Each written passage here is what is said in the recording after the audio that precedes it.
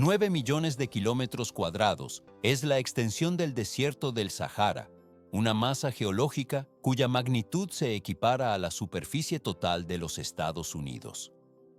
¿Por qué un simple agujero en el suelo logra vencer donde miles de millones de dólares en tecnología avanzada han fallado sistemáticamente? A simple vista, la construcción de pequeñas fosas con forma de media luna excavadas manualmente parece una solución rudimentaria frente a un avance climático de escala continental. Pero en realidad, estas estructuras representan la herramienta principal en una guerra silenciosa por la supervivencia que se libra en los márgenes del desierto, donde millones de personas actúan sin muros de hormigón ni maquinaria pesada. El éxito de esta técnica radica en su capacidad para restaurar la ingeniería natural del suelo que ha sido destruida por la degradación ambiental. La región del Sahel constituye el campo de combate principal de este proceso de recuperación. Se puede notar cómo esta cintura semiárida atraviesa más de 20 países africanos, sirviendo de frontera entre las arenas del norte y las tierras fértiles del sur. En este entorno, la existencia de cientos de millones de personas depende de un equilibrio extremadamente frágil. Pero esto es solo el comienzo. La vida aquí se enfrenta a un fenómeno físico que desafía la lógica común de la escasez hídrica. Se ve cómo el cielo se abre anualmente para liberar estaciones lluviosas que, aunque breves, poseen una violencia mecánica brutal. Estas precipitaciones descargan volúmenes de agua con una energía cinética capaz de fracturar estructuras rocosas de tamaño medio. Sin embargo, el terreno se comporta de forma inusual frente a este suministro vital. El proceso solo está cobrando fuerza. Décadas de sequía extrema han transformado la capa superior de la Tierra en una armadura mineral impenetrable. La superficie presenta una consistencia física idéntica a la del asfalto industrial, actuando como un escudo hermético que impide la infiltración. Cuando el agua torrencial impacta contra esta barrera, no penetra en el sistema radicular ni en los acuíferos subterráneos. En su lugar, el líquido se desplaza de forma desenfrenada por la superficie, generando inundaciones relámpago que erosionan los escasos sedimentos fértiles remanentes. Más adelante se complica. El ciclo de degradación se vuelve vicioso debido a la interacción entre el calor y el agua. La radiación solar constante cuece el sustrato hasta eliminar toda actividad biológica, dejando un suelo inerte que es posteriormente arrastrado por las corrientes superficiales. Se puede notar cómo las escorrentías se llevan el cadáver de la Tierra hacia zonas bajas, dejando atrás una superficie estéril y endurecida. Todo se vuelve más complejo. La desertificación debe entenderse como el colapso integral de la capacidad de absorción y filtración del ecosistema terrestre. Durante décadas se ha intentado frenar este avance mediante el uso de la fuerza bruta industrial y grandes campañas internacionales.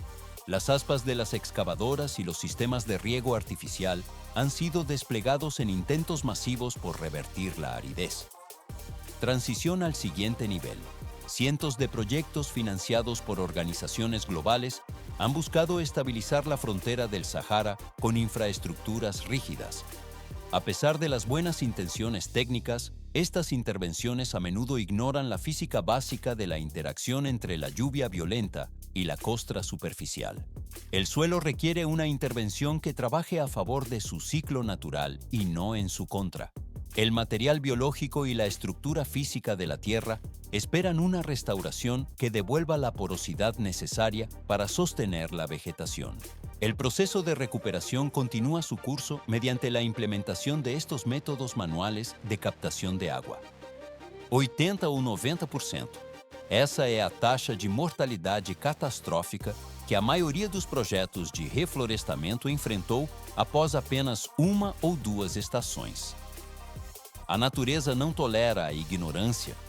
40 a 60% de la cobertura vegetal se recupera en un periodo de entre 2 y 5 años, en terrenos que anteriormente presentaban un 0% de vegetación.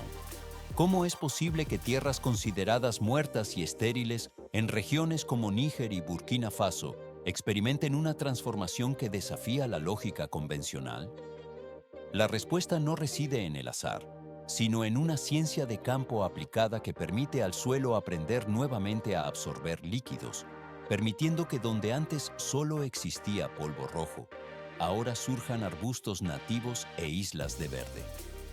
Las comunidades locales observan cómo los árboles regresan por cuenta propia, alimentados por una estructura edáfica renovada. Pero esto es solo el comienzo. En el entorno geográfico de África, el calor actúa de forma impiedosa y capturar el recurso hídrico representa únicamente el primer paso de una cadena técnica más compleja. El próximo desafío consiste en proteger el volumen acumulado del mayor predador físico de la región, la evaporación constante. Se puede notar cómo el sol africano incide sobre la superficie de los reservorios abiertos, llegando a sustraer hasta el 90% del agua almacenada mediante un proceso de transición de fase líquida a gaseosa. Este fenómeno actúa como un impuesto insoportable sobre la supervivencia de las poblaciones locales. Más adelante se complica, ya que la ingeniería debe buscar métodos para ocultar el recurso de la radiación directa. Ingenieros locales en Kenia han invertido la lógica hidráulica tradicional mediante la implementación de barrajes de arena. A primera vista, la construcción de paredes de betón o piedra a través de los leitos de ríos estacionales parece un método de contención estándar, pero en realidad, estas estructuras están diseñadas para un propósito diferente. El equipo de construcción levanta estos muros para retener sedimentos pesados en lugar de simplemente agua líquida. Se ve cómo las crecidas transportan partículas sólidas que se acumulan progresivamente detrás de la pared, formando una playa artificial de proporciones masivas que altera la morfología del cauce. Todo se vuelve más complejo bajo la superficie de este sedimento. El ingenio de este sistema radica en que el agua se aloja en los espacios intersticiales situados entre los granos de arena, creando un compartimento técnico de almacenamiento subterráneo. La arena actúa como una barrera física que protege el fluido del sol escaldante, reduciendo el índice de evaporación a niveles cercanos al cero absoluto. El proceso solo está cobrando fuerza, ya que mientras la capa superficial del río parece seca y poeirenta, el cofre de arena mantiene el recurso fresco y lo filtra de manera natural mediante percolación. Una sola estructura de este tipo tiene la capacidad técnica de almacenar millones de litros de agua. Millones de litros permanecen disponibles durante los 12 meses del año, accesibles a través de la excavación de pozos simples que perforan la capa de arena. Por esta razón, las comunidades que han integrado este sistema de barreras han transformado su realidad de forma radical en un plazo de tiempo muy breve. La infraestructura garantiza la estabilidad hídrica incluso cuando las condiciones climáticas externas son de extrema aridez. El flujo de suministro se mantiene constante bajo la protección del sedimento acumulado.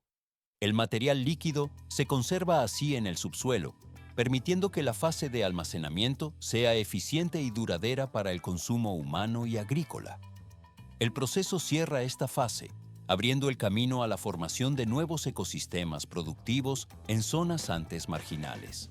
La gestión del agua bajo la arena asegura que el ciclo de vida en la región continúe sin interrupciones por las altas temperaturas superficiales. 50 a 100% es el rango exacto en el que se han disparado los rendimientos de cultivos como el maíz y el mijo.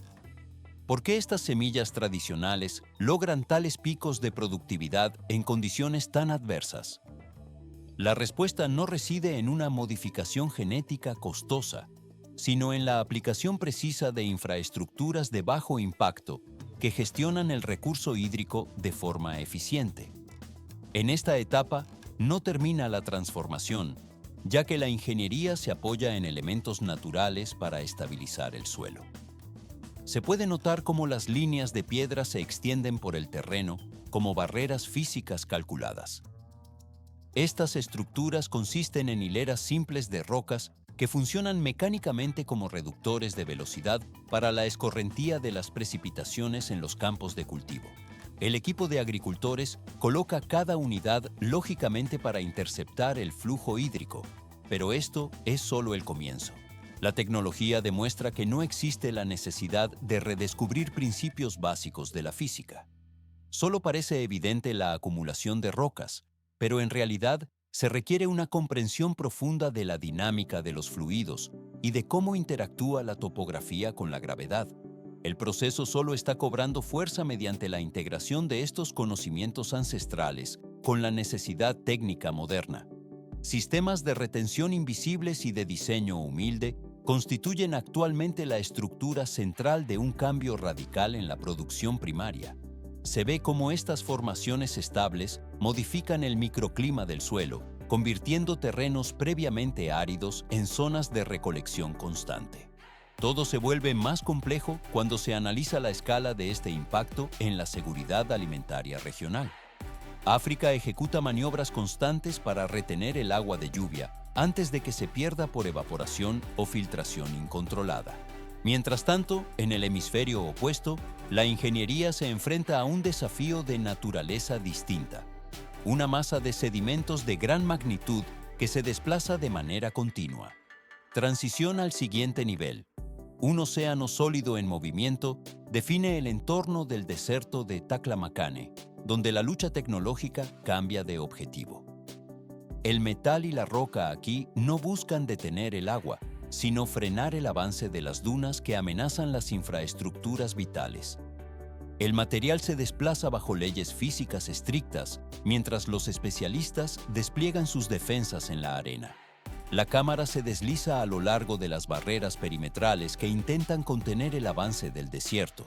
El equipo técnico monitorea la velocidad de los granos de arena para ajustar las estructuras de protección.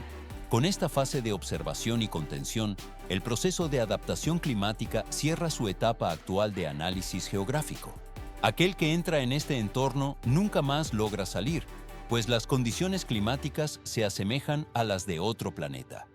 La precipitación anual es extremadamente escasa, situándose por debajo de los 100 milímetros por año.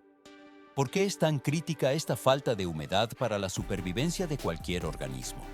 A primera vista, la aridez es difícil de cuantificar, pero si se vertiera una pequeña botella de agua de medio litro sobre 1 metro cuadrado de tierra, ese líquido debería durar una semana entera bajo un sol implacable para igualar estas condiciones. En realidad, este territorio es 10 veces más seco que los desiertos de California, lo que convierte cada gota en un recurso inexistente. El peligro no reside únicamente en la sequía extrema, sino en la constante movilidad del terreno. Se puede notar cómo las dunas de arena no permanecen estáticas, sino que se desplazan de forma continua. Estas masas de arena se mueven de manera inexorable, engoliendo a su paso carreteras estratégicas, ciudades enteras y vestigios de la historia. Pero esto es solo el comienzo. Durante la década de los años 90, la situación alcanzó un punto de máxima criticidad operativa y ambiental. Pekín, la capital situada a miles de kilómetros de distancia de este epicentro, sufría las consecuencias directas de este fenómeno. La ciudad sufocaba bajo intensas tempestades de arena durante más de 80 días por cada año calendario. Se ve cómo el cielo se tornaba de un color naranja denso, mientras el aire se volvía completamente irrespirable para la población. Ante esta crisis, la respuesta estatal consistió en movilizar la mayor maquinaria industrial del planeta para ejecutar el proyecto ecológico más ambicioso registrado en la historia. El programa del Cinturón de Protección de los Tres Nortes, conocido técnicamente como la Gran Muralla Verde de China, es la columna vertebral de esta intervención. El objetivo establecido es la plantación de 35 millones de hectáreas de bosque para el año 2050. Más adelante se complica, ya que se pretende crear un escudo vivo con una extensión de 4.500 kilómetros de longitud. ¿Cómo se logra plantar una masa forestal en un mar de arena que se niega a permanecer quieto? El proceso solo está cobrando fuerza. Construir una fundación sólida sobre un material que fluye con la misma dinámica que el agua requiere soluciones de ingeniería extrema. La respuesta técnica es una combinación de fuerza bruta masiva y una aerodinámica de alta precisión aplicada al terreno. El equipo de ingenieros mapeó gradualmente el caos estructural de las dunas mediante el uso de satélites de observación y drones de reconocimiento. A partir de estos datos, se diseñó un plano de batalla puramente geométrico, denominado el tablero de ajedrez de paja. Parece un proceso simple de colocación de materiales, pero en realidad es una cuadrícula técnica diseñada para romper la fuerza del viento a nivel del suelo. La idea consiste en cubrir la superficie del desierto con una rejilla infinita, compuesta por cuadrados de paja. Cada uno de estos módulos mide exactamente 1 metro por cada lado, formando una estructura celular que retiene la arena. Todo se vuelve más complejo cuando la escala del proyecto se extiende por miles de kilómetros cuadrados. El material vegetal se inserta profundamente en la duna, creando una barrera física que estabiliza la base para la vegetación posterior. El polvo se asienta lentamente dentro de estos marcos de paja, mientras la arena deja de fluir de manera caótica. Esta técnica sienta las bases estructurales para la fase de recuperación del ecosistema. El material queda así fijado al suelo, permitiendo que la siguiente fase de estabilización comience. Millones de toneladas de paja son transportadas hacia el corazón de la nada absoluta, en un despliegue logístico donde las dimensiones desafían cualquier previsión técnica. En estas zonas remotas, las infraestructuras viales son inexistentes, provocando que los camiones de carga pesada se hundan con frecuencia hasta los ejes en la arena extremadamente fina y carente de cohesión. ¿Por qué se decide movilizar tal volumen de material orgánico hacia un entorno tan hostil y desolado? A primera vista, la escala del transporte parece inabarcable, pero sin este suministro constante de biomasa seca, sería imposible iniciar la estabilización de los suelos que amenazan con avanzar sobre las poblaciones cercanas. Bajo temperaturas que superan habitualmente los 49 grados Celsius, un ejército de trabajadores avanza de forma sistemática sobre las dunas de gran altura. Se puede notar cómo el calor extremo genera distorsiones visuales sobre el terreno, mientras el personal técnico se despliega en formación. Debido a la inclinación crítica de las pendientes y a la inestabilidad del sustrato, el uso de maquinaria pesada resulta inviable en las laderas más empinadas del desierto. Todo se vuelve más complejo. Los operarios deben prescindir de la automatización y recurrir exclusivamente al uso de palas manuales y al esfuerzo físico directo para manipular cada fardo de paja seca. Los trabajadores colocan cuidadosamente los tallos de paja en líneas rectas y entierran el centro de cada manojo en la arena, permitiendo que las puntas permanezcan en posición vertical sobre la superficie. Se ve cómo el equipo gradualmente transforma la topografía, dejando tras de sí un patrón ortogonal de alta precisión. El desierto dorado se convierte tras este proceso en un tablero de ajedrez gigantesco que se extiende de forma ininterrumpida hasta el horizonte visible. Pero esto es solo el comienzo. Aunque la estética resultante sea impactante, la función primordial de esta red no es visual, sino estrictamente mecánica y de ingeniería civil. Esta estructura representa una aplicación de aerodinámica pura, diseñada para combatir la erosión eólica. La paja en posición vertical genera un coeficiente de fricción específico contra las corrientes de aire predominantes. Parece un proceso simple de colocación de fibras, pero en realidad, esta barrera física eleva la capa límite del flujo de aire, logrando reducir de forma drástica la velocidad del viento en contacto directo con el suelo. Donde antes las ráfagas arrastraban toneladas de sedimentos y sepultaban cualquier rastro de actividad, ahora la arena queda confinada dentro de estas celdas cuadrangulares. El proceso solo está cobrando fuerza. La duna queda efectivamente inmovilizada, atrapada en una especie de jaula geométrica, fabricada con vegetación seca para domar una fuerza geológica masiva. Una vez que el movimiento de la arena se detiene dentro de esta prisión técnica, se inicia la fase de soporte vital para el ecosistema artificial. Se puede notar que el tablero de ajedrez no constituye el objetivo final de la intervención, sino que funciona como un vivero protegido de las inclemencias externas. Más adelante se complica. En el interior de cada uno de estos millones de cuadrados, tanto la maquinaria especializada como la intervención manual proceden a la introducción de material biológico vivo. Brocas mecánicas de alta velocidad perforan el centro exacto de cada célula de paja para permitir la inserción de mudas vegetales. Los técnicos plantan ejemplares de especies extremófilas seleccionadas, tales como el saxaúl y el sauce rojo, capaces de resistir condiciones de aridez extrema. Estas no son plantas convencionales de cultivo agrícola, sino organismos sobrevivientes que han evolucionado para subsistir en entornos de estrés térmico e hídrico máximo. Transición al siguiente nivel.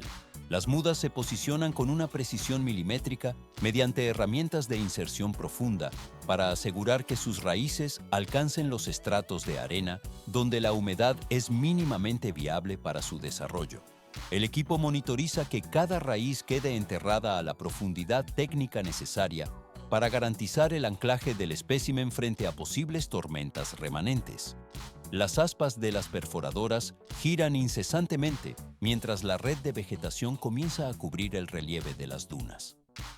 El material biológico, ahora protegido por la cuadrícula de paja, inicia su ciclo de adaptación en el terreno estabilizado.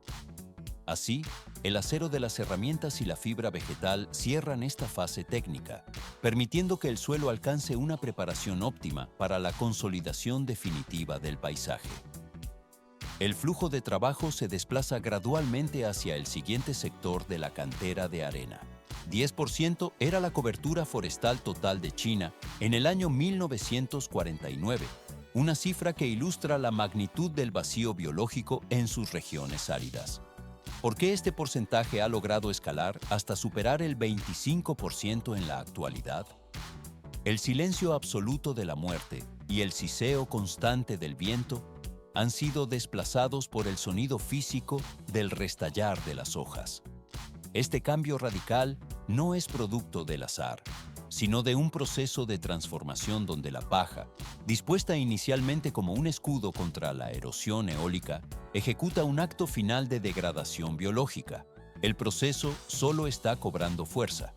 Con el paso del tiempo, la estructura vegetal sufre un proceso de putrefacción controlada bajo la influencia de la humedad y el oxígeno. Se puede notar cómo la paja se desintegra gradualmente, convirtiéndose en una capa densa de materia orgánica que actúa como un fertilizante natural directo para el sistema radicular de los ejemplares jóvenes. Lo que en su origen fue una construcción inerte de fibras secas, se transmuta en el catalizador biológico necesario para un ecosistema en expansión. Se ve cómo las raíces de los árboles descienden varios metros de profundidad en busca de estratos más estables. En esta etapa no termina la estabilización, ya que éstas terminan aferrándose a la duna desde su interior, consolidando la arena móvil para convertirla en suelo firme y estructurado. A primera vista, la retención de un desierto parece una tarea técnica inalcanzable, pero en realidad se basa en la gestión de la materia orgánica y la mecánica de suelos. Todo se vuelve más complejo al comparar estas estrategias a nivel global. África y China exponen dos metodologías divergentes para alcanzar un objetivo idéntico de restauración ecológica. En el continente africano, la victoria técnica se fundamenta en la adaptación morfológica, empleando la configuración de una luna creciente para interceptar y retener el flujo hídrico en el terreno. Por el contrario, en el territorio chino, el éxito se basa en la conquista geométrica, utilizando una cuadrícula rígida que obliga a la arena a permanecer estática bajo una estructura de contención. Pero esto es solo el comienzo del análisis de estas fuerzas. La cámara se desliza a lo largo de estos vastos paisajes transformados, donde la lección resultante es tan humillante como técnicamente poderosa. No se requiere de tecnologías extraídas de la ciencia ficción para ejecutar la recuperación del planeta. Más adelante se complica la ejecución, pero la base reside en la comprensión profunda de las fuerzas elementares de la física, como la gravedad, la dinámica del viento y el comportamiento del agua. Trabajar en sintonía con estas leyes naturales es el requisito indispensable para el éxito de la ingeniería ambiental. Se puede notar la eficiencia del sistema, ya sea mediante el uso de una pala oxidada en la región del Sáhel o a través de una operación logística de escala masiva en las estepas asiáticas. El equipo de trabajo y los materiales locales se integran en una cadena de acciones físicas que modifican el paisaje de forma permanente. El metal de las herramientas golpea el suelo mientras las aspas de la maquinaria de apoyo giran incesantemente en las zonas de mayor despliegue técnico. El material orgánico se posa en una capa uniforme sobre la arena, sellando el compromiso entre la intervención humana y el ciclo biológico. El processo passa suavemente à transformação final. Milhares de hectares de terreno árido demonstram que a natureza possui uma capacidade notável de regenerar as cicatrizes deixadas na superfície terrestre. Por que as imagens de satélite mostram uma mancha amarela que retrocede gradualmente perante o avanço de um manto verde?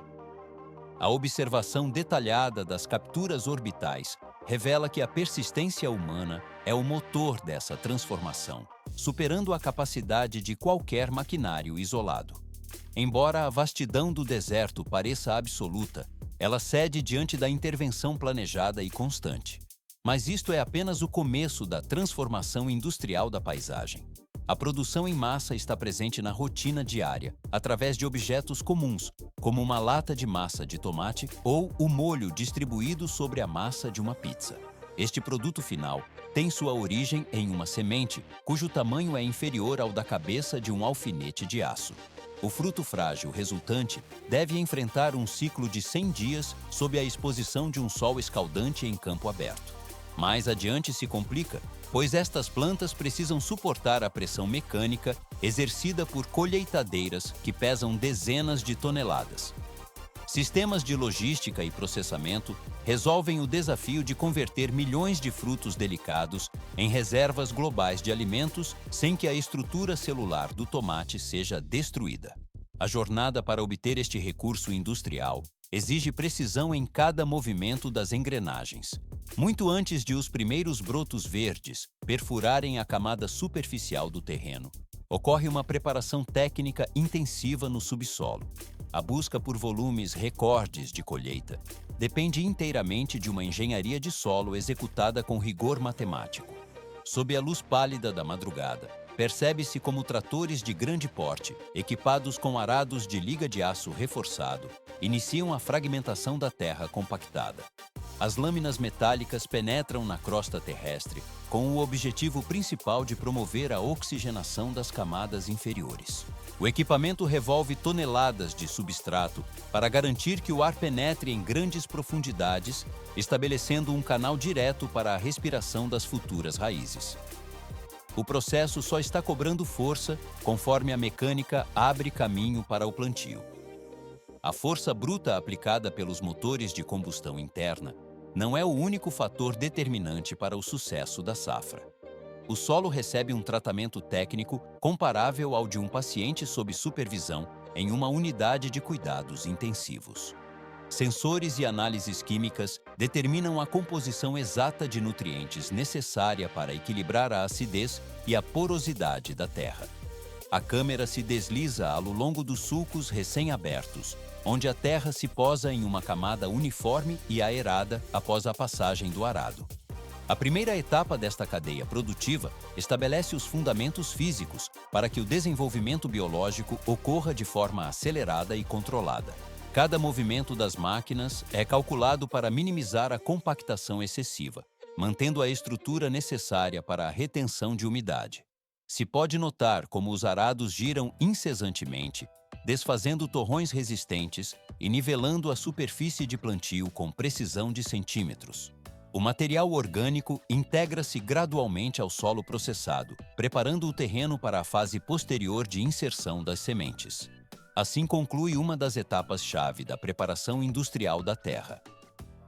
Determinar el nivel exacto de nutrientes es la primera acción técnica que define el éxito de toda la operación. ¿Por qué es tan crítico el análisis químico del suelo antes de cualquier movimiento de tierras? Una simple carencia mineral en esta fase provocaría el fallo absoluto de la cosecha semanas después, invalidando todo el esfuerzo logístico previo. La respuesta reside en la estabilidad biológica del sustrato, que requiere una composición específica para soportar el crecimiento acelerado de los cultivos. La mezcla de compostaje orgánico o estiércol ya descompuesto se integra en el terreno con una precisión quirúrgica para establecer una base blanda y altamente fértil. Se puede notar cómo el equipo de nivelación esculpe gradualmente la tierra en la siguiente fase. Máquinas especializadas forman largas crestas geométricas que se extienden de forma rectilínea hacia el horizonte. Pero esto es solo el comienzo. En las explotaciones agrícolas modernas, el proceso técnico eleva su complejidad mediante la automatización. Se observa cómo las líneas de irrigación por gotejamiento son enterradas dentro de estas crestas, funcionando de manera análoga a un sistema circulatorio invisible. Esta infraestructura asegura que cada gota de agua se dirija exactamente hacia la zona radicular sin permitir el desperdicio por evaporación o escorrentía. El equipo de instalación se desplaza a velocidad constante mientras los tubos quedan sepultados bajo la capa superficial. El proceso solo está cobrando fuerza. Una infraestructura de dimensiones colosales se despliega para dar soporte a millones de vidas vegetales que comenzarán su ciclo en breve.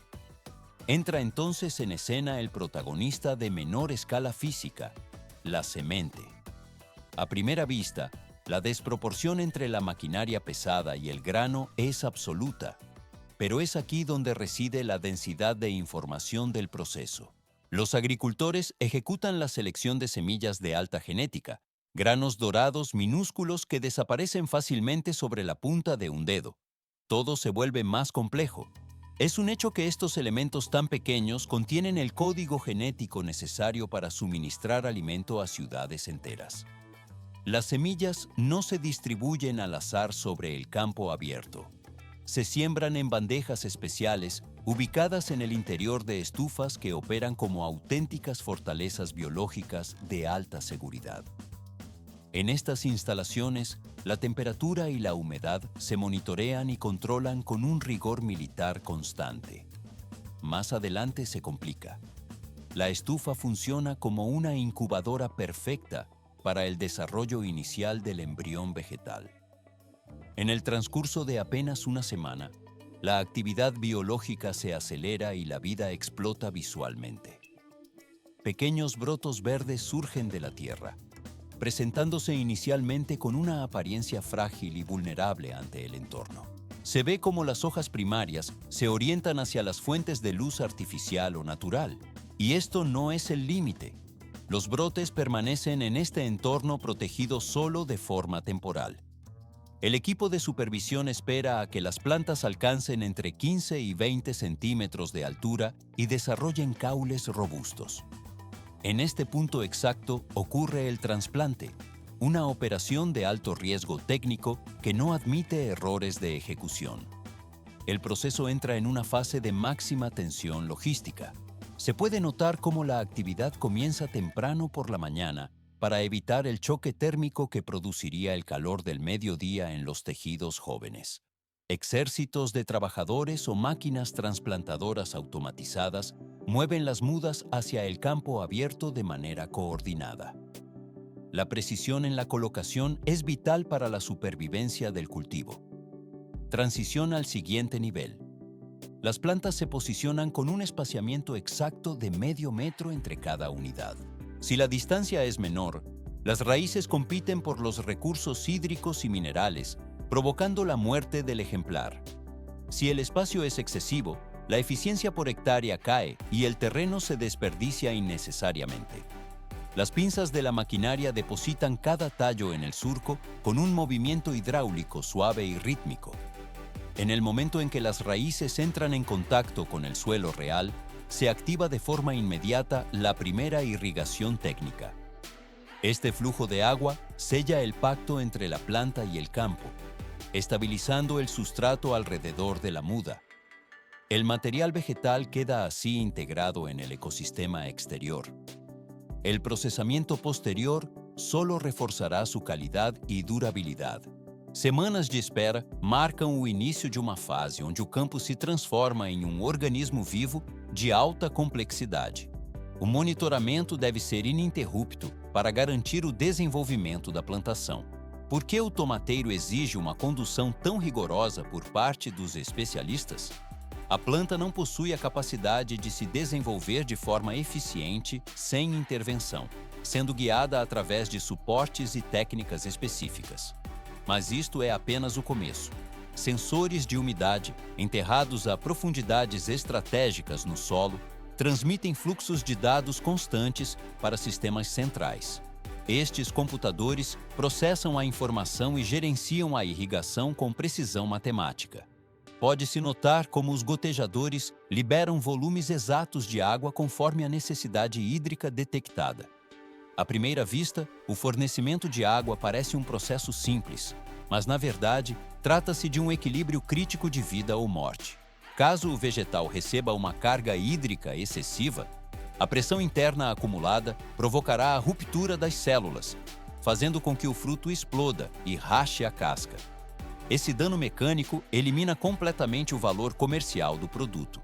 O processo só está cobrando força. Por outro lado, a escassez de água interrompe o metabolismo e paralisa o crescimento de forma imediata. Trata-se de uma operação de extrema sensibilidade, que se estende por meses sem interrupção.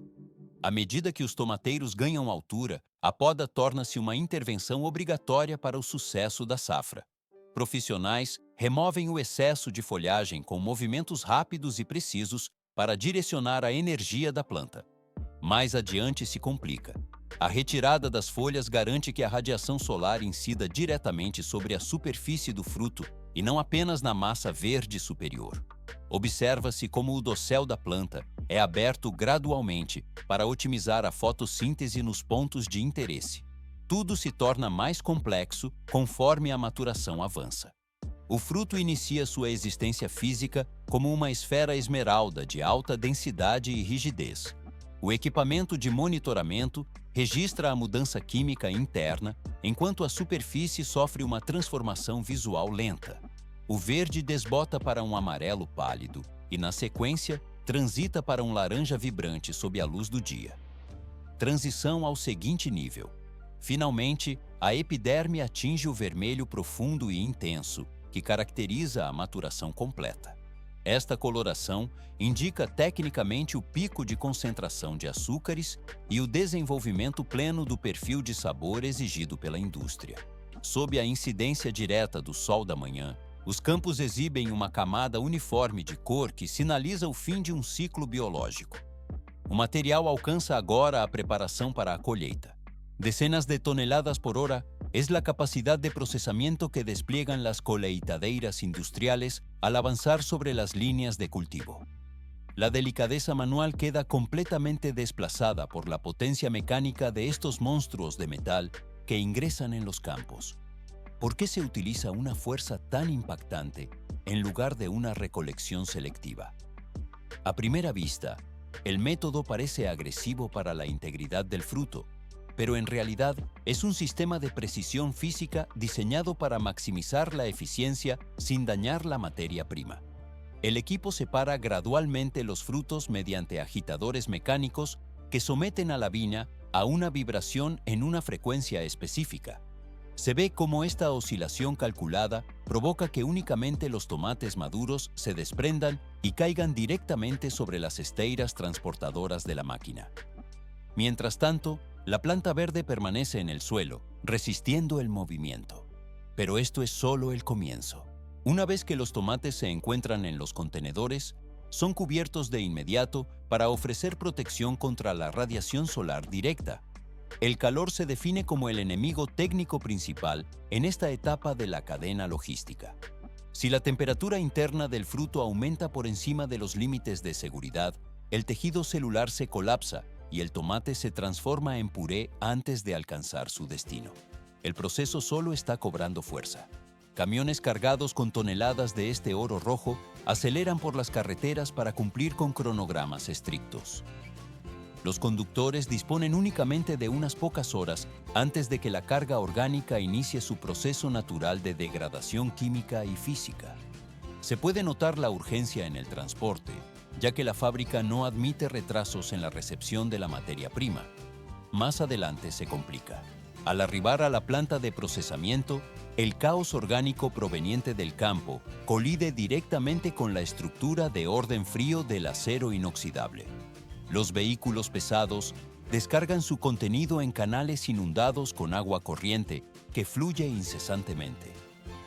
A partir de este preciso instante, la intervención humana directa desaparece y nadie vuelve a tocar los tomates con las manos. Las máquinas asumen el control total de cada movimiento posterior. El flujo de materia prima se desplaza ahora hacia los sistemas de lavado y clasificación automatizada. 1.200 tomates pasan por el sistema de limpieza cada 60 segundos para eliminar los residuos del campo.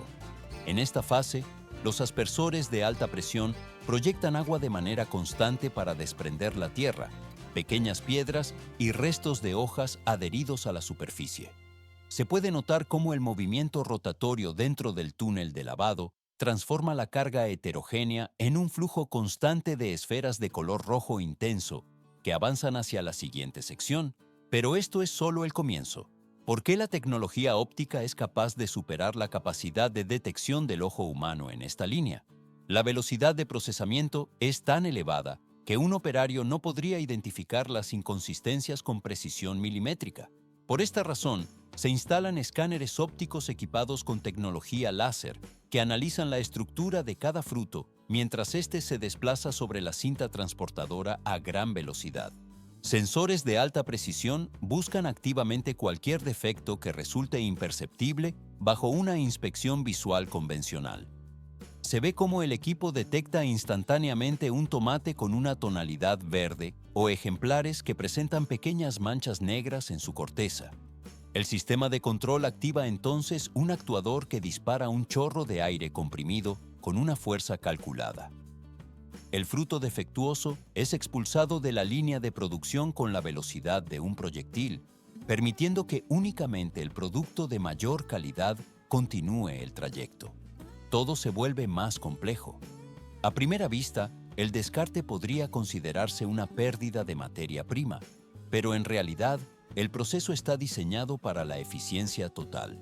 Los frutos que no cumplen el estándar de color o integridad se recolectan en contenedores laterales y se envían para su transformación en alimento para ganado o fertilizantes orgánicos. El equipo garantiza así que no existan desperdicios dentro de la cadena industrial. En esta etapa no termina el flujo. Los ejemplares que han superado la inspección se encuentran ahora limpios y clasificados para enfrentar la fase de desintegración estructural. Para lograr la transición de un fruto sólido a una base de salsa homogénea, es estrictamente necesario eliminar la piel de manera integral. La cámara de vapor a presión recibe la carga, creando un entorno de alta temperatura que actúa de forma inmediata sobre la superficie del vegetal. El equipo inyecta vapor saturado, provocando un aumento térmico radical en un intervalo de tiempo extremadamente corto. La humedad acumulada justo debajo de la cutícula del tomate alcanza el punto de ebullición y se expande de forma violenta en una fracción de segundo. La piel se separa físicamente de la pulpa debido a la presión interna generada, quedando suspendida sobre el fruto. La cámara se desliza a lo largo de la línea donde la fricción mecánica finaliza el trabajo. El proceso solo está cobrando fuerza. Rodillos de goma con una textura suave entran en contacto con el producto para retirar los restos de piel que han quedado sueltos tras el choque térmico. En algunos sistemas se aplican también corrientes de aire dirigidas que terminan por limpiar la superficie de la pulpa expuesta. El material abandona la zona de pelado completamente limpio, moviéndose hacia las etapas donde la estructura sólida desaparecerá definitivamente. El acero y la presión térmica aseguran que la consistencia final sea la requerida por los estándares de calidad. La transformación física continúa sin interrupciones mientras los restos de piel se filtran y el centro del fruto se prepara para la trituración. La temperatura y el movimiento mecánico coordinado permiten que la materia prima avance hacia la zona de cocción y refinamiento. El flujo de producción se marcha más allá por la cadena de procesamiento de manera constante. Centenas de kilogramos de materia prima son procesados por trituradores industriales y forzados a través de tamices de malla fina. ¿Por qué se utilizan estas cribas mecánicas de alta precisión? A simple vista, el triturado parece suficiente para obtener una mezcla homogénea. Sin embargo, estas mallas separan estrictamente las semillas y las fibras duras del resto de la pulpa, garantizando que solo la parte más noble continúe en la línea.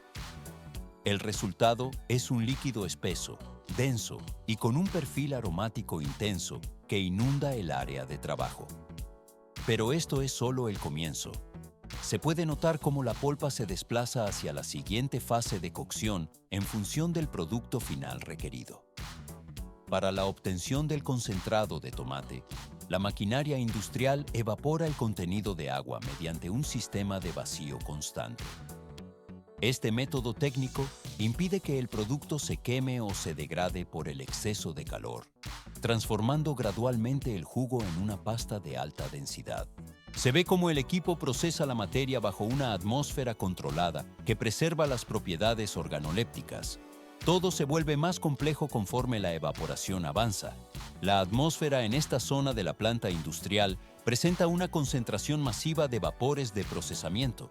El producto resultante alcanza un estado de pureza técnica óptimo, aunque su estabilidad es extremadamente frágil ante agentes externos. El aire atmosférico y la presencia de bacterias representan riesgos críticos que podrían inutilizar el lote completo en cuestión de minutos. Por esta razón, la fase de envasado se inicia de manera inmediata bajo protocolos de máxima velocidad. Más adelante, se complica la logística del flujo. El fluido, ya sea en forma de salsa o pasta concentrada, mantiene una temperatura elevada mientras se desplaza por tuberías de acero inoxidable totalmente estériles. La cámara se desliza a lo largo de la sala de llenado, donde el entorno sonoro se vuelve rítmico. En esta etapa no termina el proceso. Brazos robóticos articulados y boquillas de inyección de alta precisión operan con una sincronización milimétrica. Cientos de envases metálicos, frascos de vidrio o sachets flexibles se completan cada 60 segundos. La velocidad de los actuadores mecánicos es tan elevada que el ojo humano apenas logra distinguir el movimiento de los recipientes a través de la línea de transporte.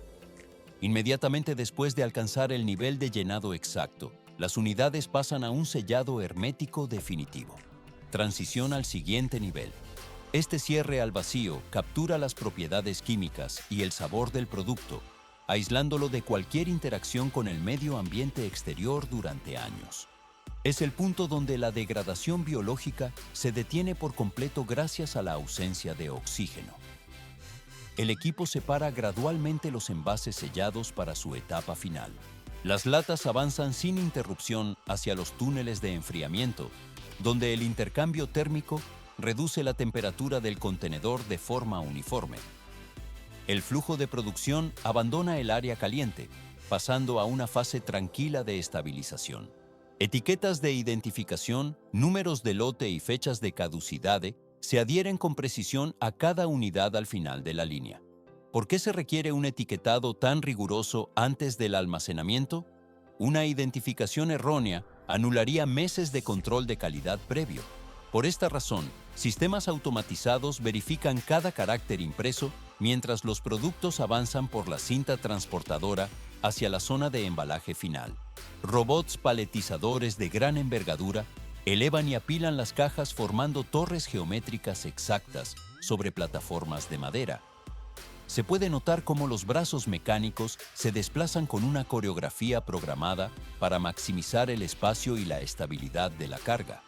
El proceso solo está cobrando fuerza. En la zona de despacho, las empiladeiras cargan los camiones de distribución de forma incesante, moviendo toneladas de mercancía hacia los muelles de salida con un siseo constante de los sistemas hidráulicos. A primera vista, el despliegue de sensores láser y maquinaria pesada parece una demostración de fuerza bruta, pero en realidad, todo este ecosistema industrial Existe para proteger un fruto que inició su ciclo biológico con un tamaño inferior al de una cabeza de alfinete.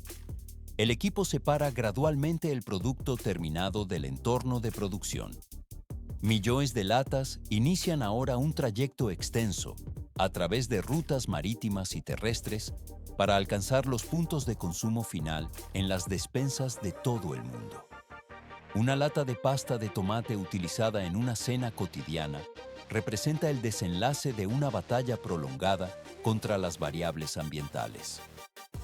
En esta etapa no termina la comprensión del proceso, pues cada envase es el testimonio de la paciencia de los agricultores combinada con la precisión absoluta de la ingeniería mecánica.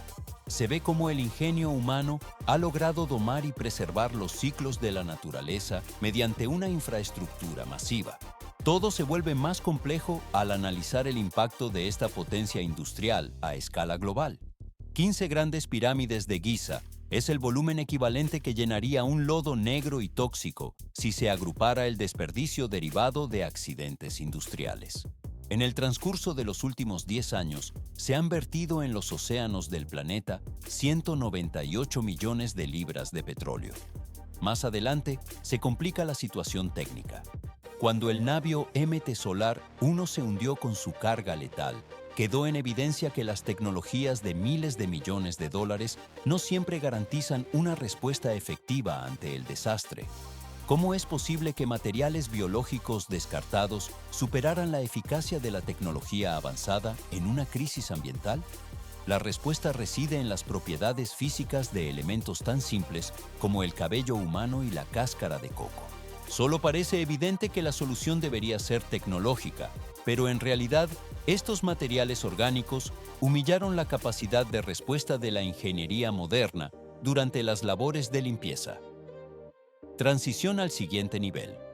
Para dimensionar el peso de esta crisis, es necesario observar directamente el abismo de los eventos ocurridos. 11 de agosto de 2006 es la fecha marcada por el inicio de la catástrofe en las aguas de las Filipinas. El petrolero MT Solar 1, operado por Petron Corporation, no solo transportaba combustible, sino una amenaza ambiental latente en sus bodegas de acero. Se puede notar cómo la estructura del gigante sucumbió bajo el efecto combinado de una antigüedad excesiva y un peso que superaba los límites de seguridad operativa. El proceso de hundimiento comenzó de manera inevitable. 3.000 pies es la profundidad exacta hacia la cual descendió el casco de la embarcación hasta alcanzar la oscuridad absoluta del lecho marino. El impacto contra el fondo del océano generó una rotura devastadora en los compartimentos de carga. Se ve cómo la presión del agua comprimió el metal antes de que el crudo comenzara su ascenso hacia la superficie. El material se marcha más allá por la cadena de consecuencias ambientales sin que la tecnología convencional pudiera detener el flujo inicial. 840 piscinas de patio. Ese es exactamente el volumen equivalente de alcatrán líquido que representaba el cargamento vertido tras el naufragio. No se trata de un combustible ligero que se disipe con el aire, sino de petróleo bunker, un residuo industrial espeso y pesado que funciona como un veneno viscoso en los ecosistemas marinos. ¿Por qué es este material tan devastador para el entorno de la isla de Guimarães? A diferencia de otros hidrocarburos, su densidad impide que se evapore, provocando que se adhiera a cada superficie que toca con una tenacidad destructiva. Este componente químico transformó un entorno paradisíaco de playas de arena blanca en un escenario oscuro y contaminado. La mancha de petróleo avanzó implacablemente sobre 3.700 hectáreas de superficie marina y terrestre. Se puede notar cómo el fluido oscuro penetra en las raíces de los bosques de manglares, estructuras vegetales que son vitales para la supervivencia de la fauna local. El proceso de degradación solo está cobrando fuerza. Los arrecifes de coral, cuya formación y crecimiento requirieron siglos de estabilidad biológica, quedaron petrificados bajo una capa de sedimentos negros en un periodo de tiempo extremadamente corto. 20.000 pescadores perdieron su única fuente de sustento de manera inmediata al declararse la emergencia. Parece un proceso simple de prohibición administrativa, pero en realidad la toxicidad del agua alcanzó niveles tan críticos que cualquier actividad extractiva representaba un riesgo mortal. Más adelante se complica. Familias completas se enfrentaron a la pérdida total de sus activos y ahorros debido a la parálisis económica. El sistema educativo local también sufrió el impacto, obligando a cientos de niños a abandonar las escuelas ante la falta absoluta de recursos monetarios en los hogares. El turismo internacional, un sector que inyectaba miles de millones de pesos a la economía de las Filipinas, desapareció por completo de la región. Se ve cómo la infraestructura hotelera y de servicios queda desierta mientras el crudo se asienta en las costas. Todo se vuelve más complejo cuando el Estado activa los protocolos de respuesta ante desastres de gran magnitud. Las autoridades nacionales procedieron a la movilización de los recursos más avanzados disponibles en el mercado técnico internacional para intentar mitigar el avance del contaminante. Barreras fluctuantes de contención se desplegaron en puntos estratégicos para tratar de frenar la expansión de la marea negra. El equipo separa gradualmente las áreas críticas de las zonas aún limpias mediante el uso de buques especializados en la recuperación de hidrocarburos. Transición al siguiente nivel. La logística de emergencia se coordina para desplegar maquinaria de succión y químicos dispersantes sobre la densa capa de petróleo búnker. Las embarcaciones de respuesta operan incesantemente en las coordenadas del vertido, mientras se intenta estabilizar la situación en el litoral afectado por el desastre químico. 1.002 milímetros de asfalto líquido e viscoso cobriam a costa, desafiando a frota de absorventes industriais que operavam no local. Porque o despliegue de barreiras de alta tecnologia e maquinária pesada resultou insuficiente frente a la catástrofe. A primera vista, los equipos occidentales parecían un ejército tecnológico preparado para la contención total, pero en realidad, el aceite búnker posee una densidad tan extrema que se comporta de forma impredecible. Este hidrocarburo no se limitaba a flotar en la superficie para ser succionado. Por el contrario, se aglutinaba en masas pesadas, se adhería con fuerza a las formaciones rocosas, penetraba profundamente en los depósitos de arena y lograba desplazarse por debajo de las barreras de contención físicas. Las máquinas diseñadas en Europa y Estados Unidos para crudos más ligeros quedaron completamente inutilizadas ante la viscosidad del veneno negro. Todo se vuelve más complejo debido a la hostilidad geográfica de la zona afectada. La reserva marina se encontraba en una ubicación remota, con acceso limitado exclusivamente a través de caminos extremadamente estrechos, donde los camiones de gran tonelaje no podían circular. Se puede notar cómo la logística colapsó al no existir navios de limpieza especializados cerca del área del desastre. Pero esto es solo el comienzo. Ante el avance del colapso ecológico y la derrota de la ingeniería convencional, las autoridades se vieron obligadas a tomar una decisión que en aquel momento sonaba a ironía: realizar la limpieza utilizando medios biológicos y manuales. Parece un proceso rudimentario el uso de materiales orgánicos, pero en realidad la ingeniería recurrió a la física de la biología cuando el metal y el plástico fracasaron. La solución implementada consistió en recolectar cabello humano, el mismo material que habitualmente se descarta en los suelos de las peluquerías. El proceso solo está cobrando fuerza cuando se inicia una movilización nacional sin precedentes. Desde las ciudades de Manila hasta Cebú, miles de centros de estética detuvieron la gestión de sus residuos para almacenar cada gramo de fibra capilar disponible. Estudiantes de diversas universidades formaron filas extensas con el objetivo de rapar sus cabezas y donar sus cabellos para las labores de rescate ambiental. ¿Cuál es la base científica detrás de esta elección aparentemente extraña? El cabello humano posee una estructura superficial única compuesta por escamas microscópicas que le confieren propiedades oleofílicas e hidrofóbicas. En términos técnicos, esto significa que la fibra atrae el aceite de manera natural, mientras repele el agua por completo. Transición al siguiente nivel. Cada filamento actúa como un microconducto que captura las moléculas de hidrocarburo y se niega a liberarlas incluso bajo presión mecánica. A diferencia de las esponjas sintéticas tradicionales que aumentan su volumen al absorber agua, el cabello ignora el líquido elemento y se concentra exclusivamente en el contaminante tóxico. Se ve cómo estas fibras flotan en la superficie marina, succionando la mancha oscura de forma ininterrumpida y eficiente. El equipo de investigación pudo notar que la eficacia de este método es sorprendente. Durante el desastre del Cosco Busan, en la bahía de San Francisco, se realizó un experimento práctico que arrojó datos irrefutables. Se determinó que una sola libra de cabello humano tiene la capacidad física de absorber 1,5 galones de aceite pesado. En otra prueba de campo real, 25,000 libras de cabello lograron extraer 170 milímetros de contaminante del entorno marino. Porque la estructura capilar no se satura con el agua de mar, el material permanece ligero y manejable para los equipos de limpieza manual.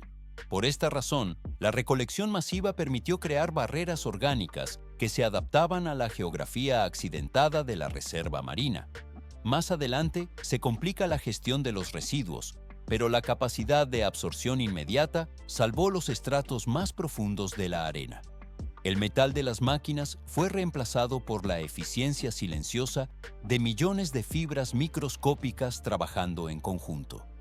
El material orgánico abandona el entorno cargado de veneno, cerrando así una fase crítica de la contención. El acero y la tecnología cedieron su lugar a una solución física simple y efectiva. Este procesamiento biológico permitió que el material alcanzara los estándares de limpieza necesarios para proteger el ecosistema. El flujo de trabajo se desplaza ahora hacia la disposición final de los absorbentes saturados. Así concluye una de las etapas clave de la producción de barreras orgánicas para la recuperación del océano. El material está listo para moverse a la siguiente fase de procesamiento sin prisa. 17 años debieron transcurrir para que el ciclo de la historia se repitiera de manera inexorable en las aguas del sudeste asiático. ¿Por qué un desastre ambiental de tal magnitud no provocó la misma reacción desesperada de la población civil que en el pasado? En el año 2023, el escenario de la catástrofe se situó frente a la costa de Bataan, donde un navío zozobró liberando una carga crítica de 370,000 galones de combustible industrial. El hidrocarburo comenzó a teñir la superficie marina de un tono oscuro y denso, pero esta vez la respuesta técnica fue radicalmente distinta a la recolección masiva de cabello humano vista anteriormente. La Guardia Costeira de las Filipinas ejecutó un protocolo operativo diseñado con antelación y precisión. Los equipos de emergencia se desplazaron hacia las zonas agrícolas, movilizando miles de sacos cargados con cascas de coco secas directamente hacia la línea de la playa. Se puede notar cómo los operarios descargan el material orgánico mientras el equipo de contención despliega las barreras sobre la superficie del agua. No se trataba de una maniobra de improvisación ante la crisis, sino del empleo de la fibra de coco, un recurso técnico denominado industrialmente como coir. Durante décadas, este componente vegetal fue tratado como un residuo sin valor en los mercados globales. Países como las Filipinas, Indonesia y la India generan anualmente auténticas montañas de cocos para abastecer la demanda internacional.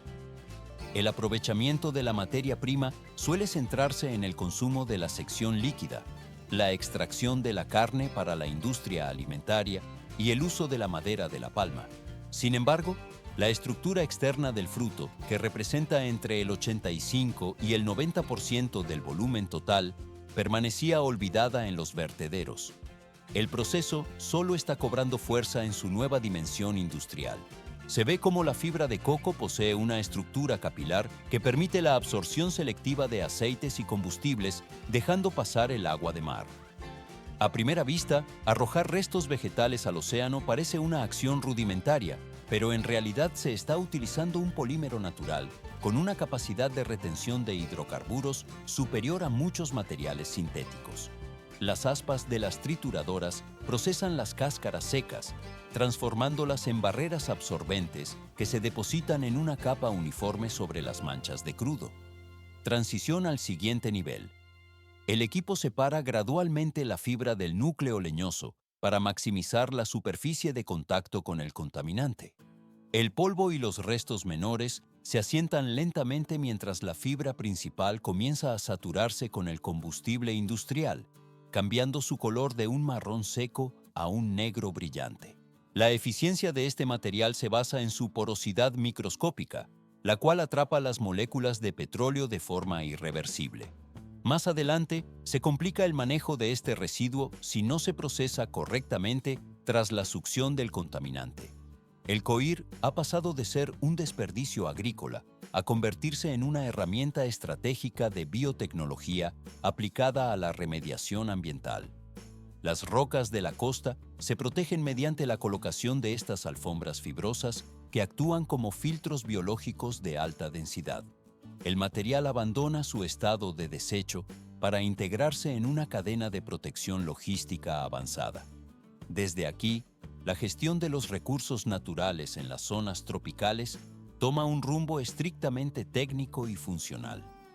El procesamiento posterior de la casca permite que lo que antes era basura ahora sea la primera línea de defensa contra derrames químicos a gran escala.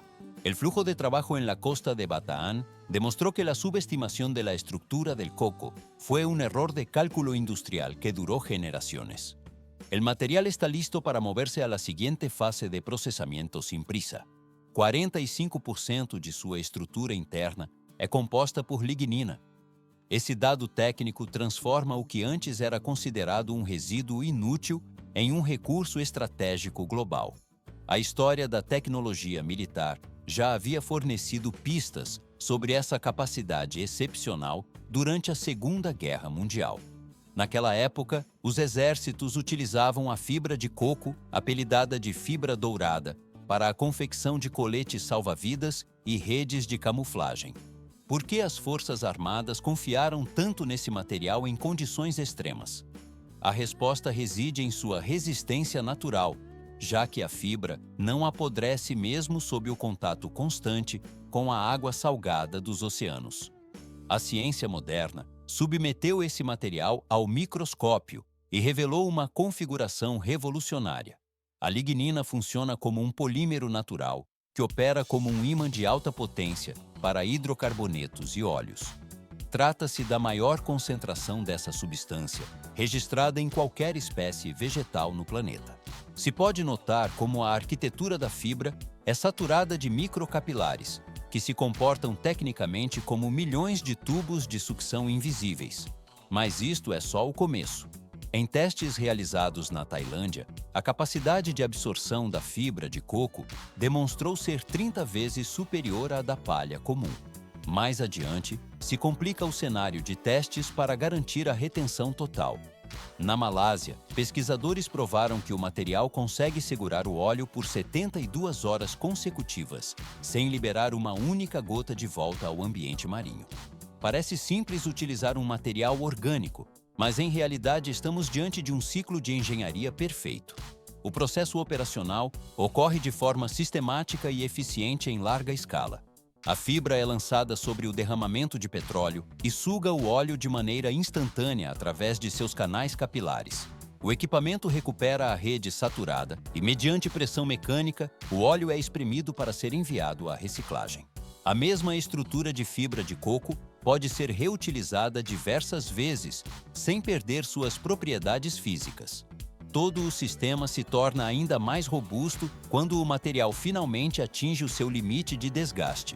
O metal e o plástico das barreiras convencionais tornam-se sucata, mas a fibra desgastada se converte em adubo orgânico ou biocombustível de alta qualidade. Se vê como esta solução é de 20 a 30 vezes mais barata do que as barreiras sintéticas de plástico. Além da vantagem econômica, o material elimina o risco de poluição por microplásticos no ecossistema marinho. O processo só está cobrando força com a mudança do mercado global. De repente, o que era tratado como descarte nas plantações atingiu o status de metal precioso no setor industrial. O valor de mercado da fibra de coco triplicou em um curto período de tempo. Fábricas especializadas surgiram com o único propósito de processar essa matéria-prima para a criação de barreiras absorventes. A Organização das Nações Unidas declarou oficialmente que a fibra de coco é o absorvente biodegradável mais eficaz de que a humanidade dispõe atualmente. Transição ao nível seguinte.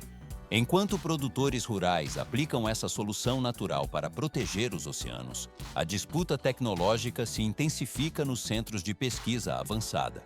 Nos Estados Unidos, o Laboratório Nacional de Argonne investiu anos de trabalho e milhões de dólares no desenvolvimento da chamada óleo-esponja. Esta criação é considerada uma obra-prima da química contemporânea.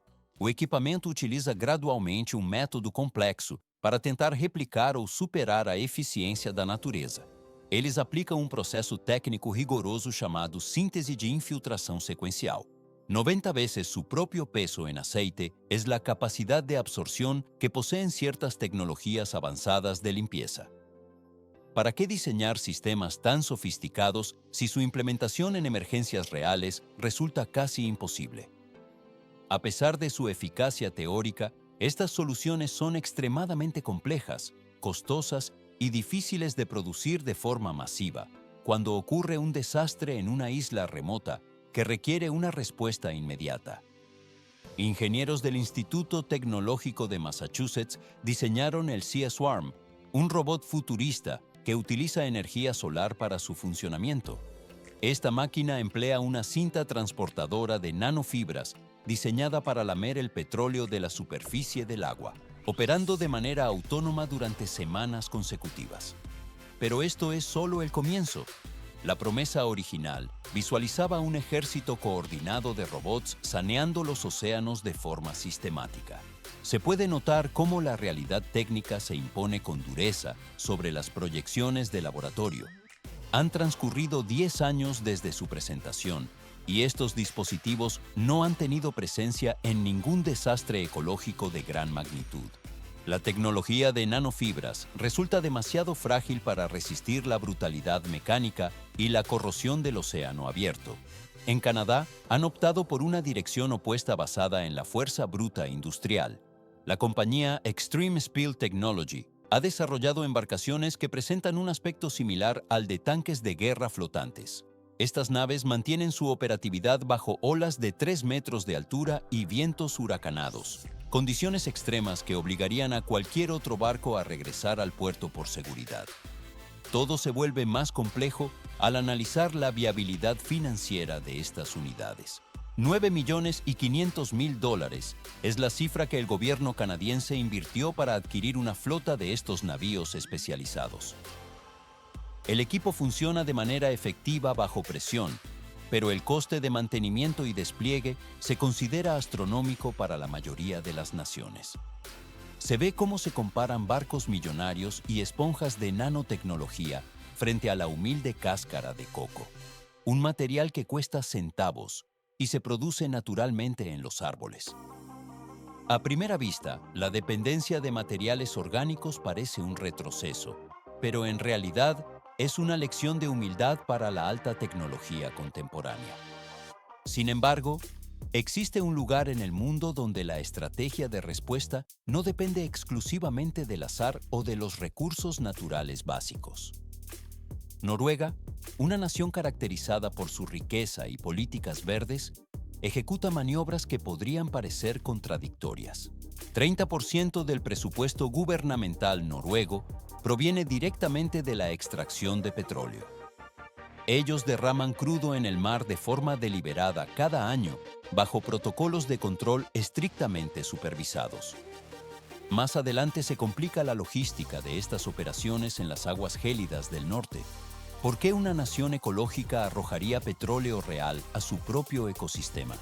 Un solo error en sus plataformas podría destruir la estabilidad de su economía nacional, por lo que la prevención requiere datos empíricos exactos. El proceso solo está cobrando fuerza a través de los ejercicios denominados Oil on Water.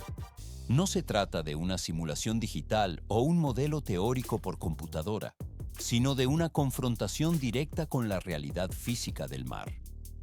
En estas jornadas se ponen a prueba barcos recolectores, aviones equipados con sensores de última generación y barreras de contención en el peor escenario meteorológico imaginable.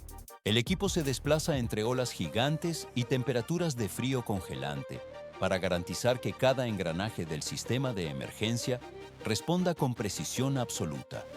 El material se marcha más allá por la cadena de pruebas técnicas para asegurar la protección del entorno ártico. 22 millones de libras de petróleo terminaron vertidas en las aguas oceánicas durante el año 2024. ¿Por qué la respuesta de Noruega se considera la más rápida y eficiente de todo el planeta ante tales desastres? A primera vista, sus métodos de contención podrían parecer convencionales, pero la nación nórdica ha decidido entrenar directamente contra el enemigo real en condiciones críticas.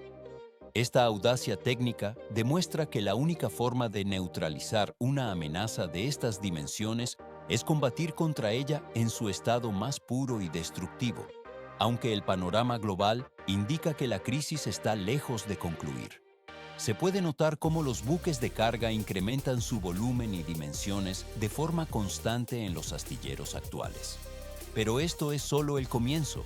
Las estadísticas reflejan una tendencia alarmante donde la magnitud de los barcos y la violencia de los fenómenos meteorológicos avanzan en paralelo. Las tormentas tropicales modernas registran ahora una intensidad entre un 15 y un 20% superior a las de décadas pasadas. Esta fuerza bruta de la naturaleza posee la capacidad técnica de fracturar el casco de un navío moderno por la mitad, liberando su contenido tóxico en cuestión de segundos. El equipo de recuperación solo logra retirar entre el 20 y el 30% del hidrocarburo vertido tras un accidente. Más adelante se complica. Lo que no se observa en la superficie constituye la parte más peligrosa del proceso de contaminación, ya que la mayor parte del petróleo se sumerge hacia las profundidades. Se ve cómo el fluido denso se asienta lentamente en el lecho marino, mezclándose con el lodo del fondo oceánico en una capa oscura y viscosa. Este sedimento contaminante permanece en estado latente durante 10, 20 o hasta 40 años, sin degradarse significativamente. A primera vista, el fondo del mar parece estable, pero en realidad se ha convertido en una bomba de tiempo química de larga duración. Un arrecife de coral impactado por estas sustancias requiere un periodo de recuperación de al menos 2 décadas, asumiendo que las condiciones biológicas permitan su regeneración total. El proceso solo está cobrando fuerza en cuanto a sus consecuencias globales. Miles de tortugas recién nacidas perecieron en las costas de Brasil debido a la aparición de crudo de origen desconocido en sus playas.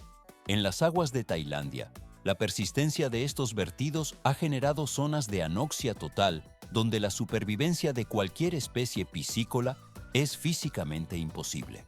El ecosistema marino retiene la huella de estos componentes durante periodos extensos, mientras la industria petrolera continúa operando bajo una presión constante. Todo se vuelve más complejo al analizar las cifras de producción. 15 pirámides de petróleo es la representación visual del volumen masivo que asfixia el equilibrio del entorno global. Mientras la industria destina miles de millones en recursos hacia el desarrollo de robots especializados y nanotecnología, prometiendo soluciones inmediatas, la realidad técnica sigue siendo un desafío operativo de primer orden. La historia del navío MT Solar sirve como el ejemplo definitivo de estas complejidades en la gestión de desastres a gran escala. El material y los datos recogidos de estos incidentes se integran ahora en los nuevos protocolos de seguridad industrial. Milhares de pessoas perdem seu sustento e ecossistemas inteiros sofrem a destruição total quando o impacto industrial alcança seu ápice. Por que a tecnologia avançada de origem humano termina arrodillándose ante la magnitud del daño ecológico? La respuesta se encuentra en los elementos más básicos del entorno natural que antes se descartaban como residuos sin valor. La fibra de coco, anteriormente tratada como simple basura, se transforma ahora en el escudo técnico más resistente para la protección del suelo. El cabello humano que se corta y se desecha habitualmente se convierte en la red estructural que preserva la vida en los entornos marinos. Se puede notar cómo estos materiales biológicos actúan donde la maquinaria pesada fracasa sistemáticamente. La industria a menudo afecta la estabilidad de la Tierra mediante el progreso acelerado, pero es el entorno natural el que proporciona la mecánica de recuperación. El proceso solo está cobrando fuerza. A primera vista, el futuro del sector industrial parece depender de la fabricación de máquinas de mayor escala. Pero en realidad, el éxito reside en integrar la sabiduría mecánica de los sistemas biológicos. Trabajar en coordinación con la naturaleza define el nuevo estándar de potencia operativa. Se ve cómo la integración de recursos renovables sustituye a los métodos de contención tradicionales que resultan ineficientes. Todo se vuelve más complejo. $7 millones es la inversión final que el país de Chad destinó para desplegar un agente biológico en una zona considerada de muerte absoluta. El desierto del Sahara no funciona como una simple acumulación de arena, sino como una maquinaria de trituración geológica que se desplaza hacia el sur eliminando cualquier rastro de tierra fértil. Las paredes de concreto de gran espesor y las inversiones de miles de millones de dólares en infraestructura rígida no han logrado detener este avance. Transición al siguiente nivel. ¿Por qué una especie que se consideraba extinta hace 30 años y que requiere transporte de carga militar ha logrado resultados superiores a cualquier represa moderna? El equipo separa gradualmente los hechos de la teoría para entender cómo una sola criatura puede reactivar la regeneración de un planeta entero. Esta misión técnica parte de una premisa que desafía la lógica de la ingeniería convencional de construcción masiva. Pero esto es solo el comienzo. 60% del territorio nacional de Chad ya ha sido consumido por el avance de las dunas y se encuentra técnicamente muerto. La superficie total de esta nación es colosal, superando la extensión combinada de los estados de Texas y California.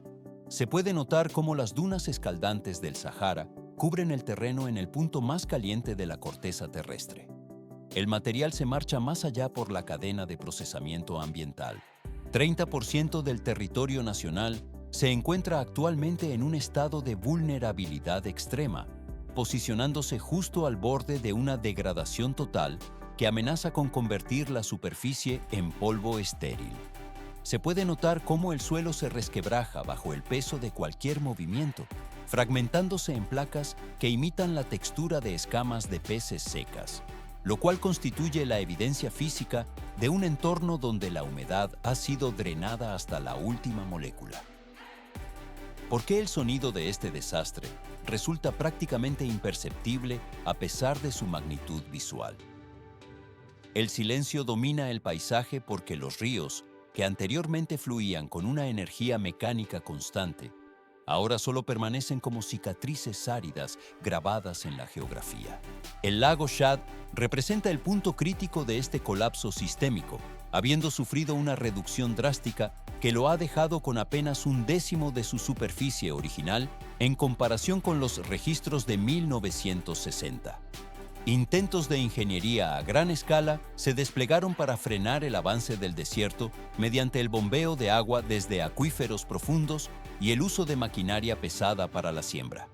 Más adelante se complica.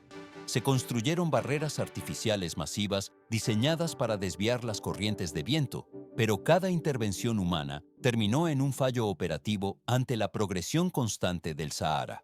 El avance del desierto actúa con la inercia de un moedor industrial gigante que tritura cualquier intento de estabilización.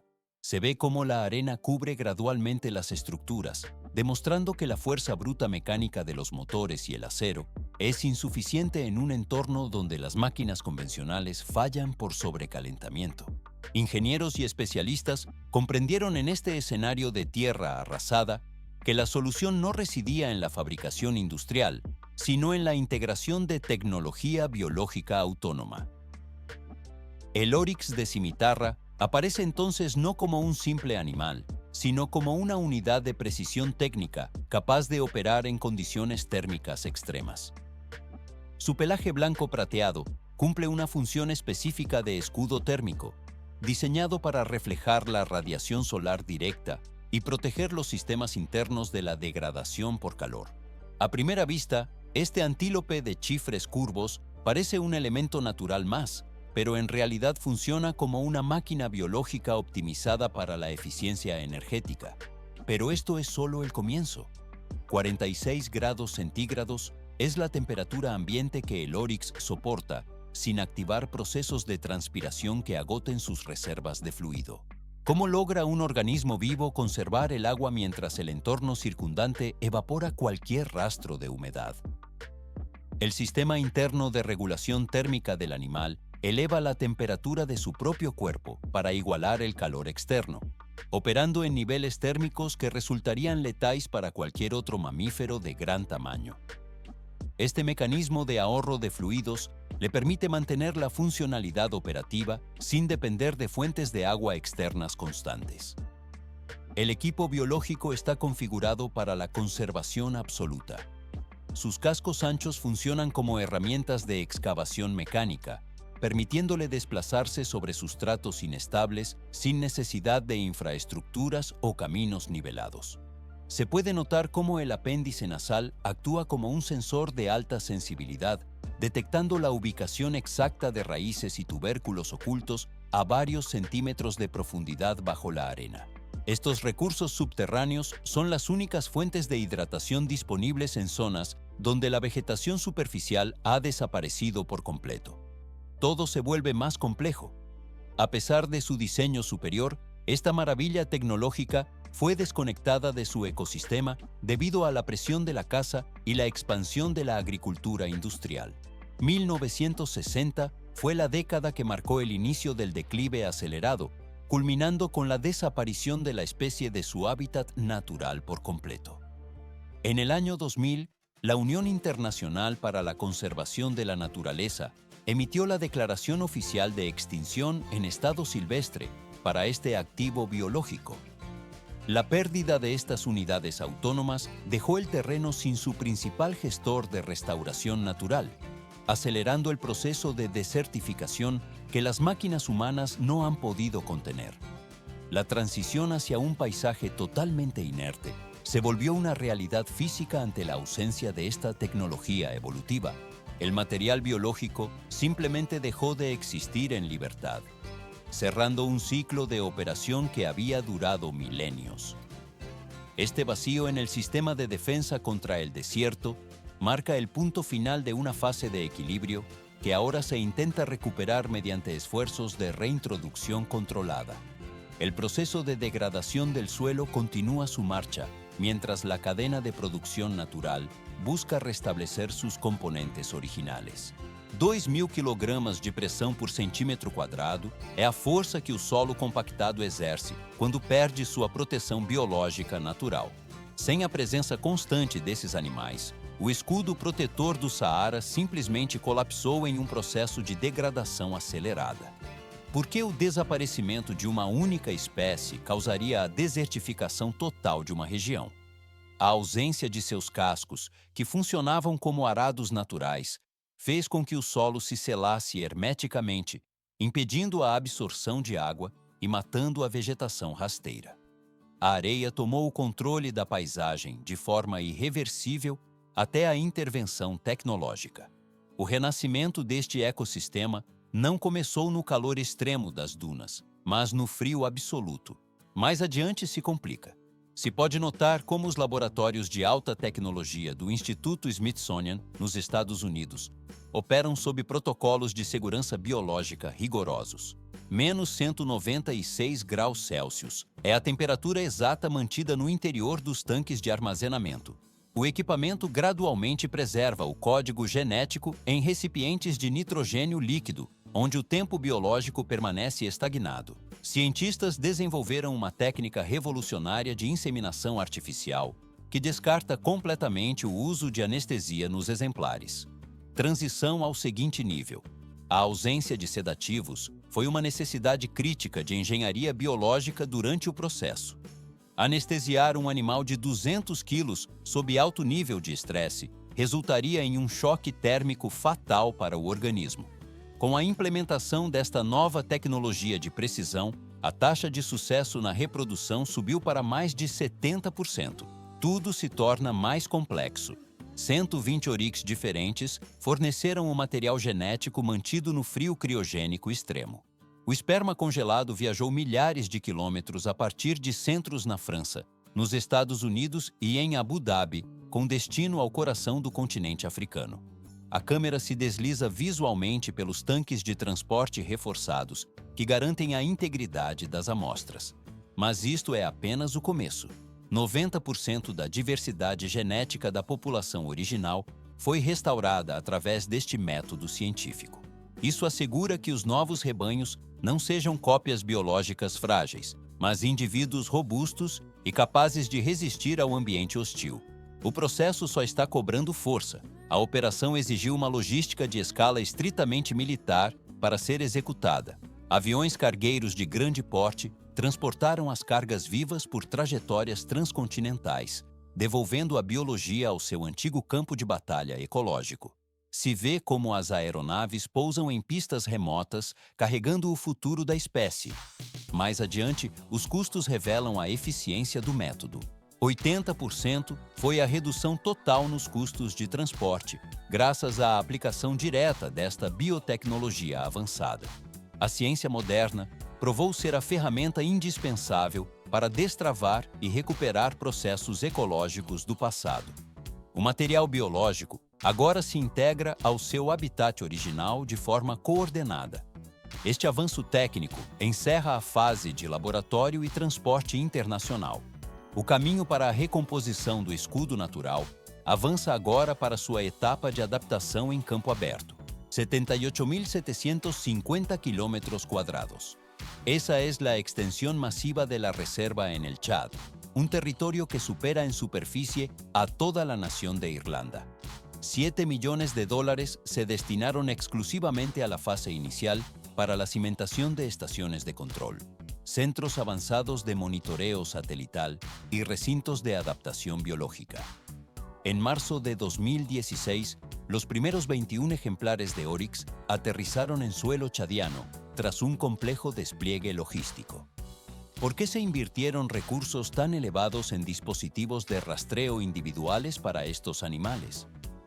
A simple vista, un collar podría parecer un accesorio rudimentario de seguimiento. Pero estos dispositivos de alta tecnología, con un costo superior a los $2.000 por unidad, funcionan como sensores biométricos críticos que transmiten coordenadas de geolocalización, ritmo cardíaco y temperatura interna a través de la constelación de satélites Iridium. El proceso solo está cobrando fuerza. Se puede notar cómo el deserto actúa como una maquinaria térmica que no admite el más mínimo error en los cálculos de ingeniería biológica. La satisfacción del equipo técnico por el nacimiento de la primera cría, ocurrido apenas 6 meses después de la llegada, fue sustituida rápidamente por una señal de alerta máxima en los sistemas de control. En un lapso de pocos meses, una tercera parte de la población de animales pereció bajo las condiciones extremas del entorno. El calor en el Sahara opera con una intensidad física implacable que desafía la resistencia de los materiales. A primera vista, la electrónica debería soportar el clima árido, pero en realidad, las temperaturas del suelo ascienden a niveles tan críticos que terminaron por fundir y carbonizar los componentes internos de los colares GPS. El viento se desplazaba sobre la arena a una temperatura de 49 grados Celsius. Durante el ciclo nocturno, la amenaza cambiaba de naturaleza técnica a biológica, con chacales que capturaban a las crías debilitadas por el estrés térmico. Los monitores mostraban únicamente la señal intermitente de los transmisores bajo la bóveda celeste. Todo se vuelve más complejo. La misión se encontraba en el umbral del colapso operativo, pero el personal técnico no detuvo las maniobras de intervención. Los ingenieros procedieron a la perforación de pozos artificiales que alcanzan decenas de metros de profundidad para extraer recursos hídricos y llevarlos mecánicamente a la superficie. Se ve cómo la zona de operaciones se desplazó estratégicamente hacia el sur, buscando áreas donde la cobertura vegetal aún mantenía su estructura frente a la erosión. El equipo reconfiguró el comportamiento de los animales mediante entrenamiento para optimizar sus ciclos de actividad durante la noche. evitando así la radiación solar letal del mediodía. La tasa de supervivencia se elevó drásticamente del 65% al 90% de la población. Transición al siguiente nivel. El sistema biológico comenzó a integrarse con el entorno físico, revelando una mecánica de terraformación natural que supera la escala de cualquier maquinaria diseñada por el hombre. Este fenómeno se fundamenta estrictamente en la física aplicada de un casco sobre el sustrato arenoso. Cuando un ejemplar de Oryx de aproximadamente 200 kilogramos se tumba para descansar bajo temperaturas de 49 grados, su masa corporal genera depresiones físicas en el terreno. Se puede notar cómo se forman microvácias cinéticas en la superficie de la arena debido a la presión ejercida por el animal. Parece un detalle irrelevante en la inmensidad del desierto, pero en realidad, estas oquedades actúan como depósitos de retención hidrológica cuando ocurren las escasas precipitaciones. Estas pequeñas fosas capturan cada unidad de humedad, impidiendo que el agua se desplace por escorrentía o se disipe por evaporación inmediata al contacto con la costra dura del suelo. Estos pozos microscópicos se transforman en nichos de hidratación para el ecosistema. Pero esto es solo el comienzo. El movimiento mecánico de los animales, al caminar, ejerce una función de roturación técnica sobre el suelo. Sus cascos anchos actúan como herramientas de impacto que quiebran la capa superficial endurecida y seca de la tierra. Se ve cómo el suelo recupera su porosidad, permitiendo que el aire penetre en las capas inferiores y que la humedad ambiental se filtre de manera efectiva hacia el subsuelo. El proceso de restauración del ciclo biológico avanza hacia una fase de estabilización constante a través de esta interacción física directa. El flujo de transformación se marcha más allá por la cadena de regeneración del ecosistema.